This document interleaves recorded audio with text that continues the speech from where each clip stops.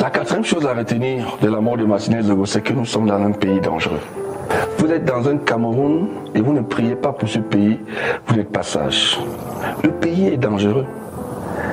Les personnes qui disent que parce qu'il a parlé fort, on l'a tué. Vous croyez qu'un bandit qui veut votre bien a besoin que vous parliez fort? Si on a pu tuer quelqu'un parce qu'il a parlé fort, on peut vous tuer seulement parce que vous avez une voiture. Si on a tué quelqu'un parce qu'il parlait fort, on peut vous tuer seulement parce que vous avez une belle femme. Si vous dites que non, il n'aurait pas dû parler fort, le pays est dangereux. Il y a des gens qui vous jalousent parce que vous êtes ce que vous êtes. Ils pourraient vous tuer aussi pour ça.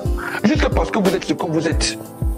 Quand vous êtes dans un pays dangereux. L'État qui n'existe plus. On a vu des journalistes, disons des parleurs publics, être récupérés, torturés, sans que cela ne meuve le sommet de l'État. Paul Chouta a été enlevé, il a été récupéré, on l'a amené au niveau de l'autoroute et il a manqué le poignard, il me semble, à ces gens parce que en l'arrêtant,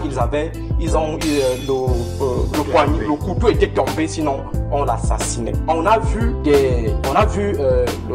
le docteur Nkey se faire molester. On a vu Bouazizi partir dans des conditions inexplicables. On a vu Bibi Ngota partir dans des conditions inexplicables. On a vu Soulé Onyoviolo être récupéré, tabassé. On a vu Duval Lebel et Palais être enlevé en plein Yaoundé et conduit à près de 36 km là-bas dans des brousses Bassa, jeté là-bas nu. On a vu des gens torturés.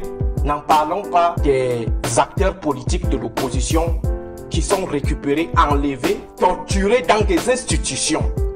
Lorsqu'aujourd'hui, plusieurs soupçonnent des institutions policières ou des institutions de renseignement de notre État, ce n'est pas pour rien. C'est parce que ces institutions ont continué à fonctionner comme des institutions barbares.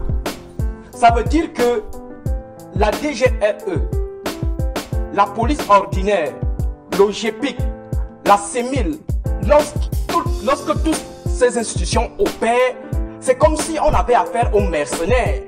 C'est comme si les spécialistes et les fonctionnaires de ces unités n'avaient pas d'autres alternatives que de s'aimer la terreur. Le pays est dangereux.